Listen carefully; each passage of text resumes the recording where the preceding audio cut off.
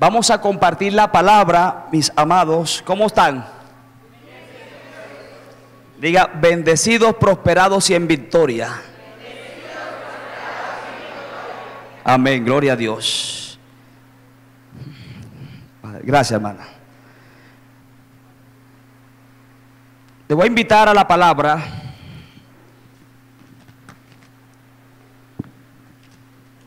Al primer libro de Samuel. Gloria a Dios.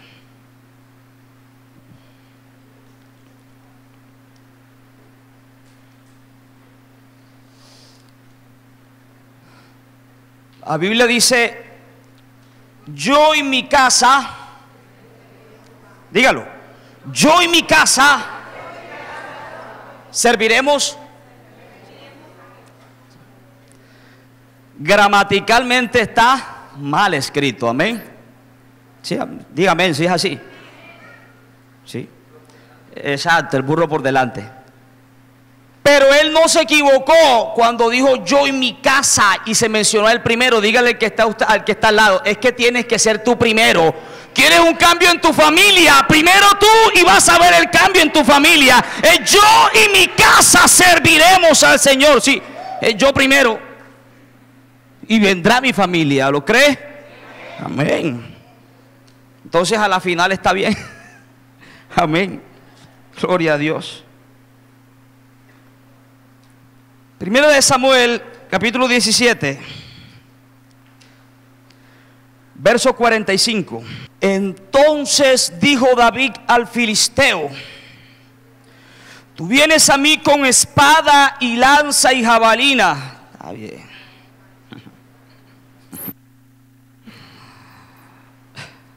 Mas yo vengo a ti en el nombre de Jehová de los ejércitos, el Dios de los escuadrones de Israel, a quien tú has provocado.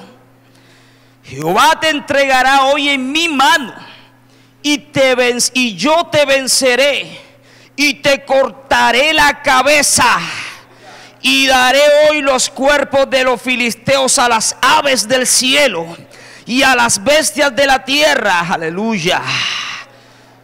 Y todo Cali sabrá que hay Dios en Israel, y la Independencia sabrá que hay Dios en Israel, y San Judas Tadeo sabrá que hay Dios en Israel, y los vecinos sabrán que hay Dios sobre la iglesia Fuego Santo.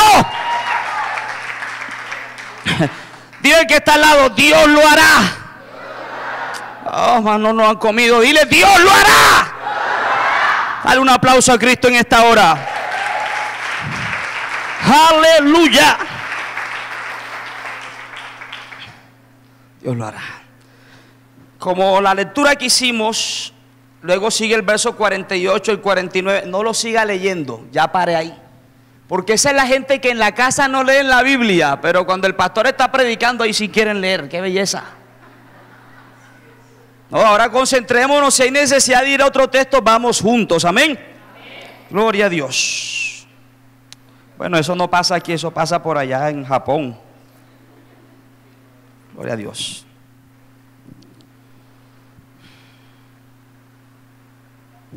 Si hay un pueblo sobre la faz de la tierra que sabe de guerras, es el pueblo de Dios.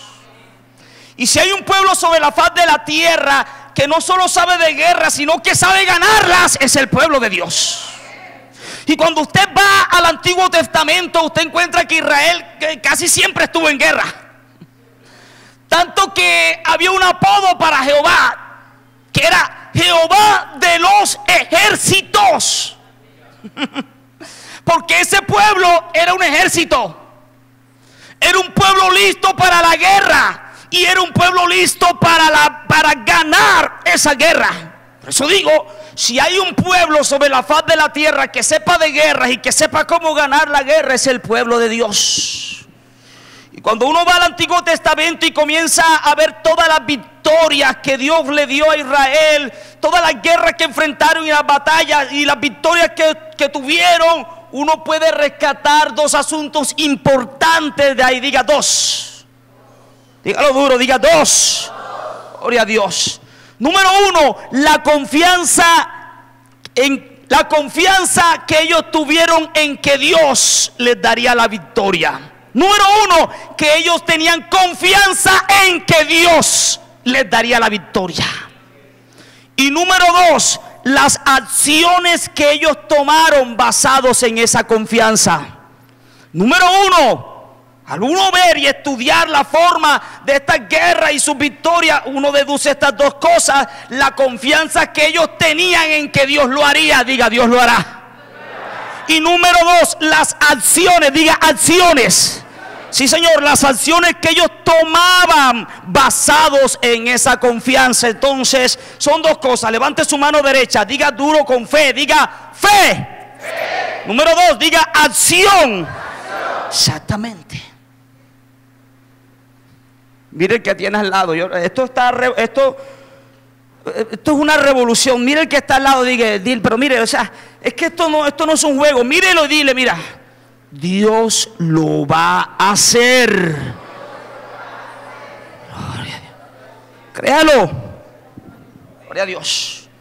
Y cuando uno ve a este pueblo en batallas, en victorias, en guerras, uno se da cuenta que la guerra la ganaban porque Dios era quien les daba la victoria. Pero si Dios no era el que obraba, en vano iban a la guerra, perdían. Amén. Era la confianza en Dios, la fe. Y número dos, las acciones basadas en esa fe. Lo que yo hago basado en esa fe. Entonces uno puede darse cuenta que Dios, Jehová de los ejércitos, es quien puede dar la victoria en medio de esta batalla y en medio de esta guerra que queremos librar y que queremos ganar. Gloria a Dios. Pero hay una guerra en particular y quiero mencionarte un par de ejemplos. Uno de ellos es cuando Israel se enfrentaba contra los filisteos. Cuando Israel iba a enfrentarse contra los filisteos, que eso ocurrió en muchas ocasiones, pero hay una en particular. Ellos estaban arriba en una montaña y los filisteos en la otra. Israel iba a pelear una guerra más, una batalla más. Ya habían ganado otras batallas, ya habían ganado otras guerras, pero venía otra batalla más, otra guerra más. Hay guerra, mientras estemos en la tierra estamos en guerra. Una guerra espiritual. Así que ellos estaban dispuestos, más de 10,000 hombres listos para enfrentar una vez más a los filisteos. Pero ese día apareció algo nuevo. Ese día ellos vieron algo que no habían visto. Ese día, como dicen por ahí, le salió otra pata al gato. Ese día algo diferente surgió en esa guerra que los dejó a todos como, oh, wow, esto sí está como difícil. De esos problemas que te aparecen y tú dices, oh, este sí no se parece al problema del año pasado.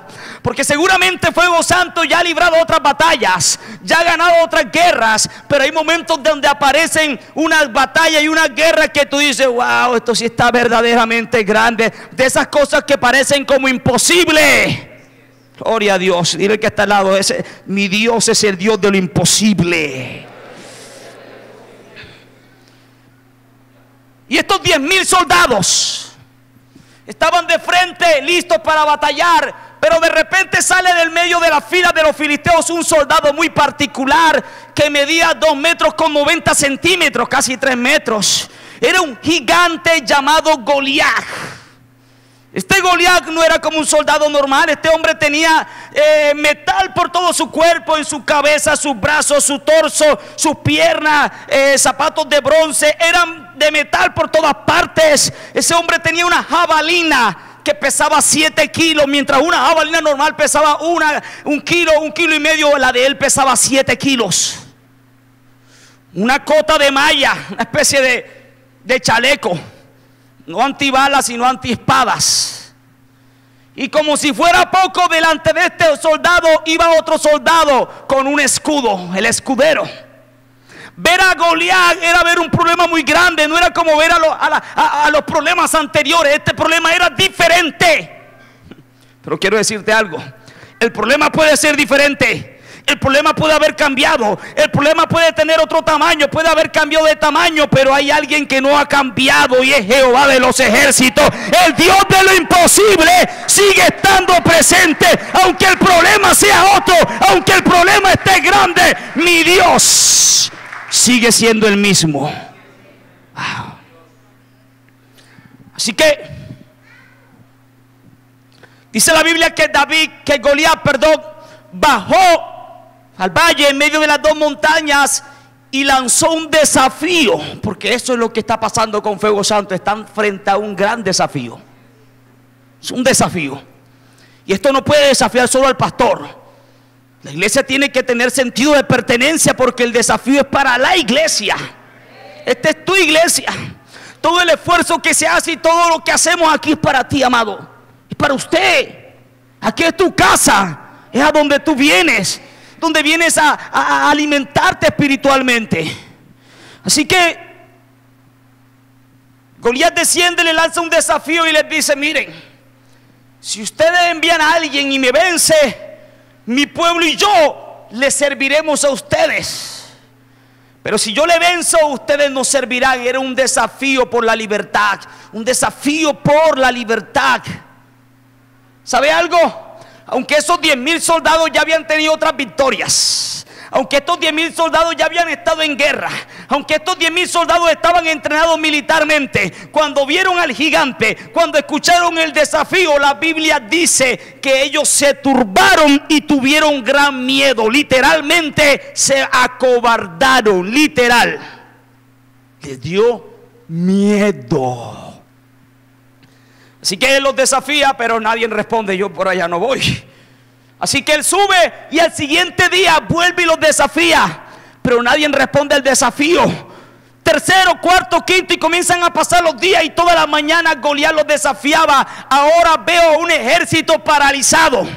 Ahora veo un ejército que se ha paralizado en la línea de batalla y ya no está avanzando. Algo les está impidiendo que avance. El diablo se quiere levantar para que tú no avances. En las tinieblas quieren que Fuego Santo no avance, y viene y para un gigante ahí y dice: por aquí no va a pasar. Es un desafío. Así que ninguno de ellos se atrevía a responder a tal desafío. Tremendo. Fueron 40 días que el pueblo quedó ahí paralizado. 10,000 hombres, nadie se atrevía a enfrentarlo. La Biblia también me cuenta que había un joven llamado David. No era soldado, no tenía entrenamiento militar, nunca se había puesto un traje de soldado. Este joven se dedicaba a pastorear ovejitas, a pastorear el animal más manso de la tierra, y vivía en la casa con su padre. Los 3 hermanos de David, los mayores, eran soldados en el ejército de Saúl, los que estaban allá frente a Goliat. Cuando el papá de David lleva tiempo sin saber de sus hermanos, envía a David al lugar de la batalla para saber cómo están sus hijos, los hermanos de David. Y hay algo que yo puedo ver aquí, es que veo al ejército de Dios paralizado, acongojado, entristecido, llenos de miedo, a pesar de que lo tienen todo para ganar. Pero también veo a otro israelita, que es David, con una mentalidad diferente. Y yo quiero que usted le preste atención a la mentalidad de David para poder vencer los gigantes, para poder estremecer, para poder vencer ese desafío que se nos ha presentado delante. Así que David llega al lugar de la batalla, ve que todo el mundo está asustado. Coincidencialmente llega cuando Goliat está desafiando. Imaginen la escena: 10,000 soldados, otro poco de gente allá del otro lado, los filisteos. Un tipo de casi 3 metros, parece un tanque de guerra metálico, desafiando. Imaginen la escena. Y David llega en el momento que él está diciendo: ya nos servirán o le serviremos. David viene con una mentalidad de vencedor. A los 10,000 soldados se les olvidó quién es su Dios. Se les olvidó que el Dios de ellos le llaman Jehová de los ejércitos. A los 10,000 soldados se les olvidó que es el Dios de lo imposible. A los 10,000 soldados se les olvidó que su Dios es Jehová Jireh, el que provee, el que da la victoria, el que alista los carros para la batalla. Oh, a ellos se les estaba olvidando quién era el que los había acompañado durante mucho tiempo. A ellos se les había olvidado que su Dios había abierto el mar en dos partes para pasarlo en seco y vencer al ejército de los egipcios. ¿Por qué? Porque se nos suele olvidar lo que Dios ha hecho con nosotros cuando nos enfrentamos a gigantes. Ya hemos vencido en años anteriores, ya hemos vencido en otras ocasiones. Acuérdate que has tenido muchas victorias sobre tu familia, que has obtenido victoria en tu finanza, que has obtenido victoria en muchas áreas de tu vida, pero de repente te aparece tremendo problemón con cara de gigante, que se te olvida que Dios tiene el poder para hacer victoria en ese problema como lo hizo antes. Se nos olvida, hermano, que el Dios que nosotros tenemos, dice la Biblia, ¿habrá algo imposible para Él? No lo hay. Así que David llega, y David no dice, uy, qué miedo. David no dice, uy, ¿qué haremos? David no dice, y ahora, David no dice, y ahora ¿quién podrá defendernos? No, nada de esto. David se queda mirando el gigantico.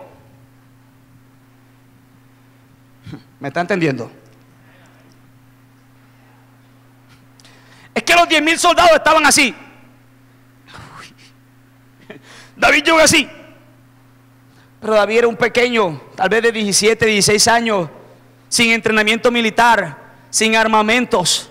Y dice, ¿quién es este incircunciso? Ni siquiera lo llamó gigante, ni soldado, ni hombre. Nada. ¿Quién es este incircunciso, atrevido, condenado, que se atreve, y mire la frase, a desafiar a los escuadrones del Dios viviente? Yo pregunto, ¿quién es el atrevido que se está atreviendo a desafiar a los escuadrones de fuego santo? ¿Quién se puede atrever? No sabe quién es el que está con nosotros. No lo sabe. No lo sabe. Así que David dice, ¿quién es este incircunciso?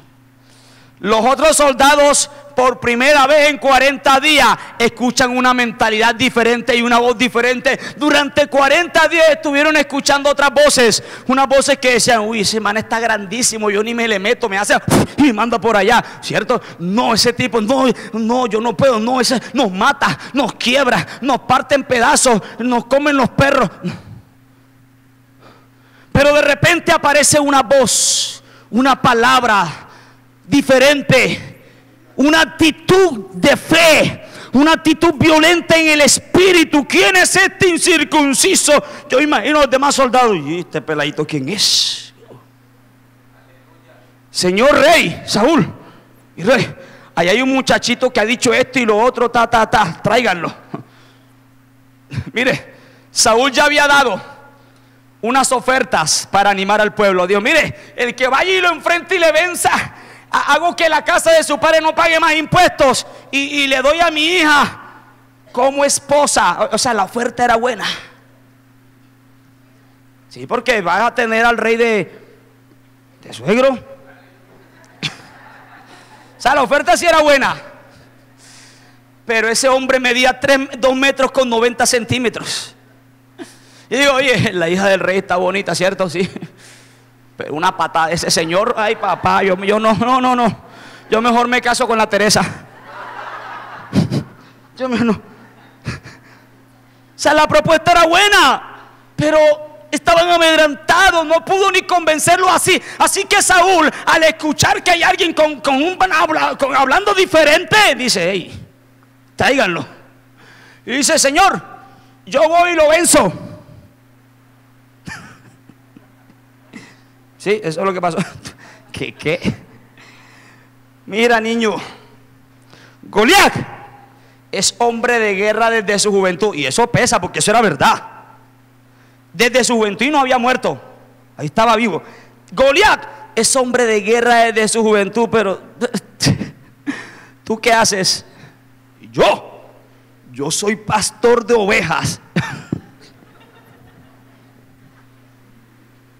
Y, bueno, yo soy pastor de ovejas en la casa de mi papito.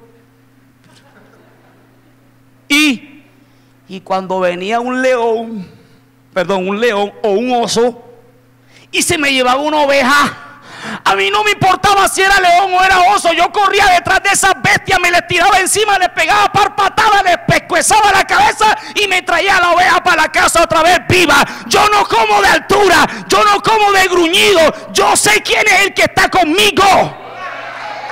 ¡Aleluya! ¡Oh! Es que el muchachito mata osos y leones. Ya Dios lo venía preparando para eso. ¿Entiende? Ya Dios te ha estado preparando para este gran desafío. Tal vez estamos frente a uno de los mayores desafíos de Fuego Santo en los últimos años. Tal vez. Pero Dios ya los ha preparado para eso. Ya hemos estado matando osos y leones por ahí. Ya hemos matado unos cuantos. No vamos a temerle ahorita al gigante que está apareciendo. Así que Saúl dice: wow, usted si matas leones y osos, ven acá, está bien, ve. ¿Qué perdía? No era soldado, no estaba en la nómina, no había que indemnizarlo. Pero ven, colócate aquí el camuflado, el traje de soldado. Dice que David se colocó el traje de soldado, pero no pudo caminar porque nunca lo había practicado. Dijo: Señor, yo no puedo andar con esto porque la verdad es que es muy grande y me pesa y no puedo. Se lo quitó. No tiene entrenamiento militar, ni siquiera puede con el uniforme del soldado de la época. No tiene armas. Sin embargo, él tiene lo más poderoso que puede tener un humano sobre la faz de la tierra. Él tiene algo más grande y más poderoso que cualquier arma. Él tiene esa Jehová de los ejércitos, el que alista mis pies para la batalla. Ay, él lo sabía. Él decía: yo no necesito el traje, yo no necesito la espada, yo no necesito el entrenamiento. Este tipo de desafío es el poder de Dios viviente y solo por eso le va a ir mal. Solo por eso.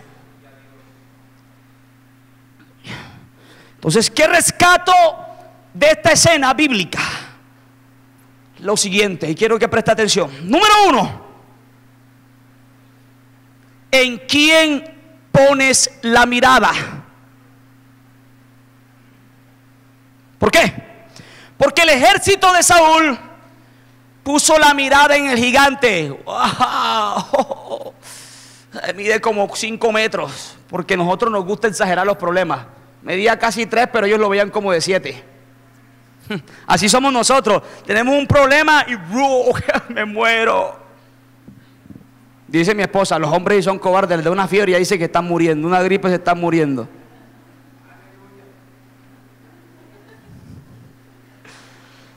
Aleluya. ¿Sabes?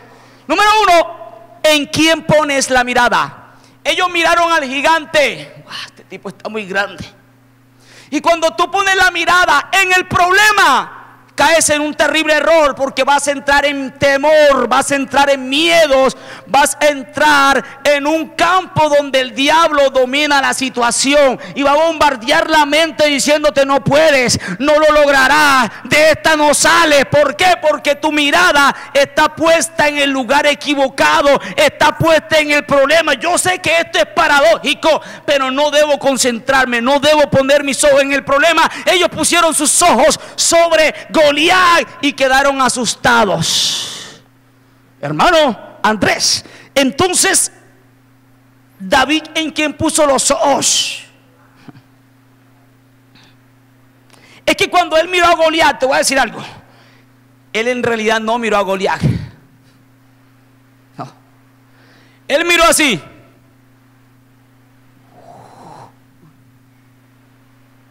Él no miró a Goliat. Él se quedó mirando a alguien que estaba detrás de Goliat. Y cuando dejó de mirar en vez de mirar el problema, miró que detrás de Goliat había alguien que le estaba diciendo: tú eres mi siervo, la victoria es tuya, nada te podrá detener, nada te va a vencer, porque yo estoy contigo, yo soy quien te da la victoria. Tenía los ojos puestos en el gigante de los gigantes, Jehová de los ejércitos. La gente se concentra en el cáncer, mi cáncer y el cáncer que tenía mi mamá y mi abuela y mi bisabuela me dio a mí, me voy a morir. Esto, error, y cada día vas a estar más enfermo porque le prestas mucha atención a la enfermedad. Tienes que ignorarla. Por eso yo no me he enfermado en todos estos 15 años, me dan gripa así. Digo desde que soy cristiano, pero yo no me enfermo, a mí nunca me han hospitalizado. Gripa me da normal, soy un cuerpo, carne, es verdad, pero no hay enfermedades. Y cuando tuve que pelear la batalla el año pasado por el pie de mi madre, que le dio diabetes mellitus tipo 2 y se le pudrió la pierna, y que los exámenes decían que tocaba cortar por encima de la pierna, yo no puse mis ojos en ese problema y llevé a mi familia a que miraran a Dios. Y cuando lo miramos, Él nos decía: por mis llagas es que son sanos, yo soy el que curo, yo soy el que sano. Eso es diferente. Israel miraba era a Goliat, pero cuando David llegó no puso los ojos en Goliat, no puso los ojos en el problema, pusieron los ojos en aquel que soluciona los problemas. Pedro estaba en la barca. Jesús aparece caminando en el agua. Sí, un fantasma, creyeron. Si soy yo soy. Señor, ¿eres tú? Si eres tú, manda que yo vaya a ti. Dice: ven. Y Pedro saca el pie de la barca y comenzó a caminar encima de las aguas. ¿Por qué? Porque tenía los ojos puestos en Jesús. La Biblia dice así: poner los ojos en el autor y consumador ¿de qué? De la fe. Y dice, caminó un paso, 2 pasos, tenía los ojos puestos en Jesús. 3 pasos, pero hubo un momento en el que Pedro dejó de mirar a Jesús y comenzó a mirar para el lado y vio la ola bien grande, miró el trueno, el relámpago, el tiburón que estaba dando vueltas y se asustó y se empezó a hundir. ¿Cuándo empieza a hundirse Pedro? Cuando deja de mirar a Jesús y comienza a mirar la tempestad y la tormenta y la furia del mar que lo rodeaba. Cuando tú miras la furia del mar que te rodea, cuando tú te concentras en la tormenta y aún más pronuncias palabras acerca de la tormenta: esto está difícil, no podré, y aquí y allá, has quitado la mirada del autor y consumador de la fe y te comienzas a hundir en el problema. ¿Cuándo te hundes? Cuando solo miras el problema y no miras al que soluciona el problema. Pero yo te decía que rescataba 2 cosas de Israel en la guerra. Número 1, la confianza que ellos ponían en que Dios les daría la victoria, que no era por sus caballos, ni por sus espadas, ni porque tuvieran mucha gente. Dios derrotó un ejército con 300 hombres en una ocasión y sin espadas, que fue lo mejor. Dios lo va a hacer, dile: Dios lo hará. Gloria a Dios. Así que David pone los ojos en el gigante de los gigantes. Esta es la diferencia. Pedro comienza a hundirse cuando deja de mirar a Jesús por mirar la tormenta. No mires más el problema, no mires más la tormenta. A partir de hoy, la iglesia tiene que tomar la visión de, bueno, ya usted sabe cuál es la problemática, pero usted no puede ver esa problemática como, no, ¿qué va a pasar? No, Señor, usted va a levantarse, usted va a seguir viniendo a la iglesia, pero con una mirada de fe. Y cuando usted pise ese piso, allá usted va a decir: esto es mío, esto es nuestro, esto es de esto es nuestro, esta columna es mía, esas sillas son mías, esto es mío. Usted tiene que empezar a pensar con una. Usted no puede llegar aquí: ¿a dónde agarramos? Y no. Número 1, ¿en quién pones la mirada? ¿Verdad? Número 2, ¿cómo miras? Porque hay gente que mira, pero mira mal. Hay gente que mira, pero no saben mirar, miran mal. ¿Cómo así, hermano? Es que la Biblia dice que miremos las cosas que no son. ¿Cómo si qué? Que miremos las cosas que no son como si fuera. ¿Usted sabe qué es eso? He visto muchas hermanas cristianas que vienen a la iglesia quejándose, a las iglesias. Ay, pastor, es que mi esposo, mis hijos, lloriqueando sobre el problema. No, estoy mal, tomando ese espíritu de soy la derrotada, la pobre gusanito, me la montó el diablo. Hay gente que mira, pero mira mal. ¿Cómo mirar? La Biblia dice, mirando las cosas que no son como si fueran. Israel miró a Goliat de 2,90 metros, pero ellos lo vieron como de 7. Pero David llegó y lo vio como un enano, lo vio muy pequeñito, lo vio chiquito. Esto no es nada. ¿Quién es este incircunciso atrevido que se atreve, dijo, que se atreve a desafiar a los escuadrones del Dios viviente? ¿Quién es? ¿Sí ve? Una actitud de fe, porque está mirando con la mirada de la fe. Y esas hermanas que lloran que mi esposo y que mi hermano, no, deja de tomar esa actitud y toma la actitud de fe. Mi esposo, pastor, jaja, no quiere venir a la iglesia ahorita, pero te digo algo, pastor, dentro de un tiempo no muy lejano aquí va a estar más fanático que yo. Mis hijos, pastor, ahorita no viene a la iglesia, anda de malos pasos, pero ¿sabe qué sé yo? Que mi Dios, Jehová de los ejércitos, el Dios que provee, va a tomar a mis hijos y mi casa y yo serviremos al Señor. No tengo por qué preocuparme, Él tiene el control, Él es el que da la victoria. El pueblo de Israel sabe de cómo ganar batallas, ¿verdad? Y te voy a contar de una guerra que no aparece en la Biblia, pero que Israel libró.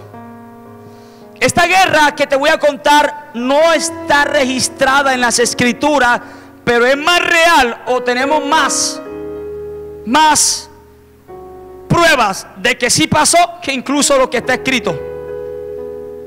Dice, hermanos, pero si no está en la Biblia, no está en la Biblia, pero está en la televisión. Pero ¿cómo? Te voy a hablar de una guerra que ganó Israel en el año de 1967. Fue llamada la Guerra de los 6 días. Muy impresionante. ¿La conoce? En 1967 el presidente de Egipto, o presidente, no sé cuál era su cargo, pero el mayor mandatario, el alto mandatario de Egipto, le llegó un rumor de que Israel se iba a levantar en guerra, pero no era cierto. ¿Y sabe qué hizo el egipcio? Anunció públicamente por televisión. O sea, los videos están, por eso le digo, esto sí sucedió, ahí están los videos, los puede ver en YouTube. Lo puede ver a él hablando y jactándose, eso es increíble. Y digo, nos vamos a levantar en guerra contra Israel. Y los países árabes se unieron a él, porque todo el mundo odia a Israel en esa zona. Los odian. Y Siria se unió a Egipto y otros países se unieron y anunciaron por televisión, vamos a entrar en guerra contra Israel. Y le dijeron al ejército de las Naciones Unidas, de los de casco azul, miren, quítense de la frontera porque vamos en guerra para allá. El presidente de las Naciones Unidas dijo, no, por favor, no hagan la guerra, nos vamos para la guerra. Así que el ejército tuvo que hacer un lado. Egipto tenía un gran poderío militar, superaba a Israel 3 veces en aviones, en hombres y en armas. Lo superaba. Israel no tenía apoyo de ningún país.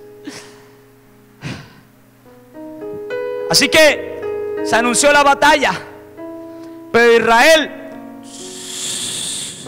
no les decía nada, callaban. Y ellos seguían hablando y argumentando, nos vamos a levantar en guerra. Y ellos decían por la televisión, por la noticia, e Israel no respondía nada, no hacía nada, no se movía.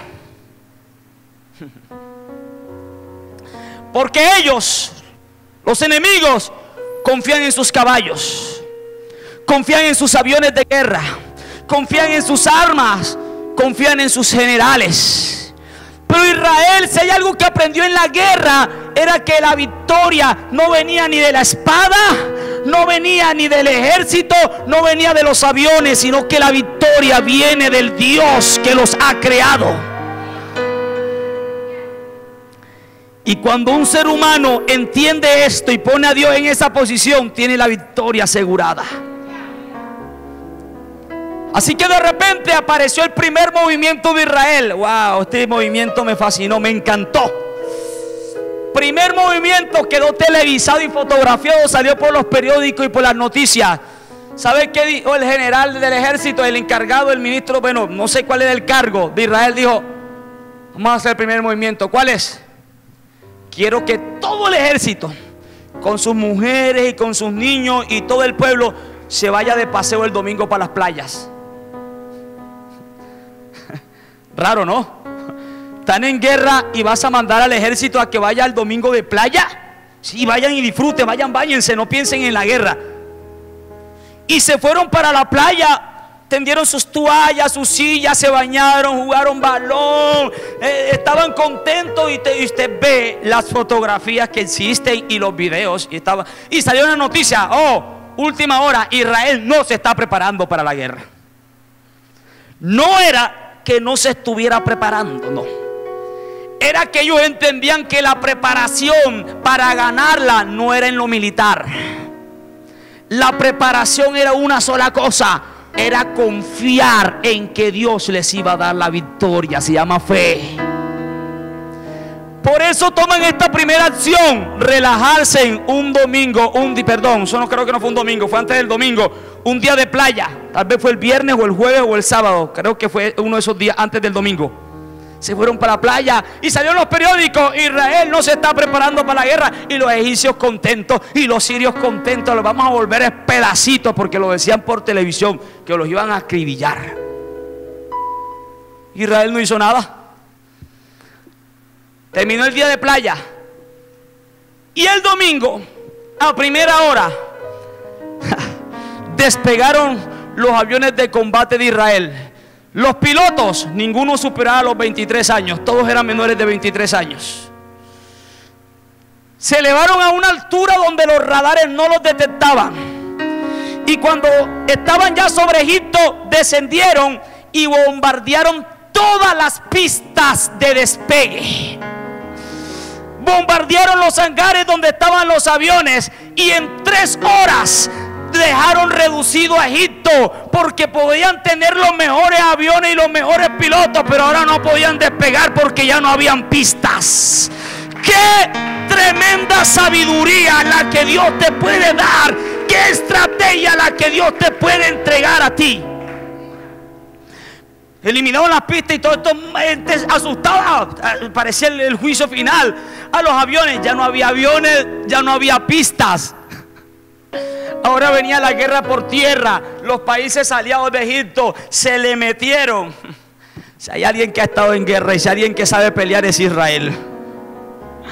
Agarraron a combate, derrotando a todos esos países, haciéndoles retroceder, y antes lograron tomar posesión de tierras que antes no tenían, matando a más de 22,000 enemigos. Murieron solamente 700 y pico israelitas.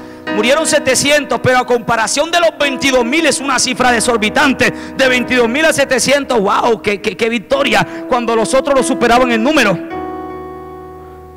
Y ganaron la guerra, esto es histórico, en 6 días. ¿Quién ganó la guerra en 6 días? Solamente los escuadrones del Dios viviente. ¿Quién puede ganar una guerra cuando todo apunta que es imposible? Los escuadrones del Dios viviente. ¿Quién puede tener una victoria cuando todo lo que está a su alrededor dice esto no se puede? Solamente aquellos que ponen su confianza en el Dios de lo imposible. Solamente aquellos que creen que Él lo hará. Dios lo va a hacer. Dáselo fuerte y se lo va a dar, iglesia.